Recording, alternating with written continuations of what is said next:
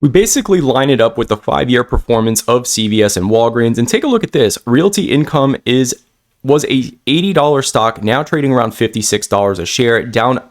Welcome back in, investors. So I had a request to just touch on CVS, and we are going to dive into CVS here a little bit. As most of you know, a few years ago, I was definitely bullish on the name around this $55, $56 range, got out about even, and decided to step away from the name because of how the CEO was executing, and margin compression is definitely an issue with this company. With insurance costs skyrocketing, definitely not helping the margins on this business model.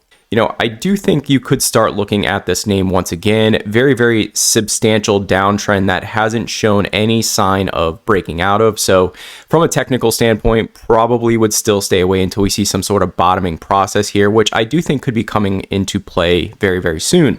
I also want to point out the big move in HPE. Done many videos on HPE as a very interesting AI value play.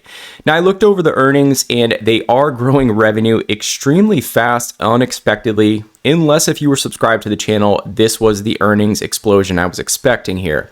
But margins are not that impressive so far with the business model, but overall, this is still a fairly cheap stock. When we talk about having a footprint in AI, we're looking at a company trading anywhere between 10 to maybe 15 times earnings, depending on forward guidance here. I want to show you guys that I was recommending the stock between $14 and $15. We updated our model. Now I think $19 is definitely feasible for this company. So if it breaks below 19, once again, I'd probably be looking at this between $17, $18 a share. From a free cash flow standpoint, basically sitting in fair market value. I do think we could get a fair value sitting closer to $40 a share, and it does pay a nice 2.5 to 3% dividend. So if we take a look at the 5-year chart on CVS, we are down 25%. Yes, you've had a dividend over those few years, so maybe you're down in the teens. Healthcare has been a lagger in this market, but I do think eventually it will be an outperformer. A lot of headwinds with certain healthcare companies, with Amazon now wanting to step in. With a new administration, definitely getting aggressive on healthcare. And I think we've got to see a bigger turnaround story here. So in the short term, I again am going to stay on the sidelines. This is another stock that is very beaten up, but there has been a big shift here. Now, Tyler, I don't know the last time you were in a CVS, but it is really hard to buy anything there. You go and everything is locked behind these cages. And so what's happening is people are actively choosing not to go to your local CVS, and you're just going to buy something online, and it really puts pressure on their retail business. But add on top of that, you're just going to go buy your regular things like shampoo and body wash over at an Amazon because it's easier to do. But now Amazon is getting into the pharmacy business, which is really putting a lot of pressure on a CVS.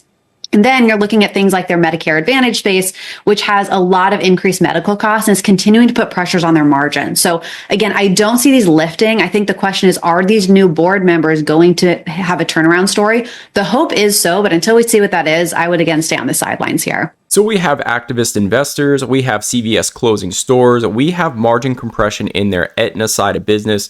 So as you guys can see here, a lot of headwinds here. And so what I think is going to eventually happen to CVS here is, with activist investors and so many board members now entering into CVS, the quickest way to unlock value, in my personal opinion, would be separating the pharmacies with the Aetna side of business and making it two different segments here, splitting off the stocks, and possibly carrying more of the toxic debt towards the CVS pharmacy storefronts versus the Aetna side of business. What I want to point out here is that Realty Income does have some interesting exposure here. Dollar General, Dollar Tree, Family Dollar, Walgreens, all these companies are definitely struggling. Walgreens closing down shops. When we take a look at Walgreens with 400 leases, basically 3.3% of Realty Income's portfolio, we take a look at CVS's 213 leases, basically 1.2% of Realty Income's portfolio.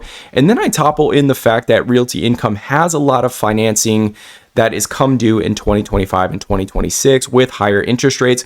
This is an interesting one, and this is why I said I think there would be downward pressure on Realty Income. And if we take a quick look at Realty Income's chart, we basically line it up with the 5-year performance of CVS and Walgreens. And take a look at this. Realty Income was a $80 stock, now trading around $56 a share, down 23, nearly 24%, almost identical to CVS. Just wanted to point that out to everybody because I did warn people here that we could see Realty Income get a little bit cheaper. This is another one that I'd be looking at in the mid 40s. And I do think that opportunity could come with problems on refinancing and watching a 10-year that could spike up once again. Now, I definitely don't want to bash CVS. The one thing they are doing is still actually growing that top line revenue, even with the headaches of pharmacy storefronts really underperforming and being more of a burden than anything. But it's also the medical costs that are really hindering the stock performance here. Just to kind of revert back, this was a company doing $4.90 of earnings and now doing $2.36 of earnings when we look at the 9 months. And the big concern is when we look at net cash provided by operating activities, this was a company doing $16 billion and now doing $7.2 billion. So we're seeing the inefficiencies really impact the bottom line. And this is where I also think, and this is why I do think that we could see, if this thing's not turned around quick, I do think we could see the dividend either slashed in half or possibly discontinued for an extended period of time until they can sustain some sort of their margins are stabilizing. So even with that top line revenue growth, we can see here that there is many inefficiencies with the overall business. Management has been unable to execute, and I really don't think it's management's fault 100%. I think it's kind of the headwinds that are facing these types of businesses. Between $45 to about $51 is where I still think you can kind of look at CVS here. Now, if we talk about separating these pieces and it being sold, it could sell for a lot more. This would probably sell closer to $80, $90 a share.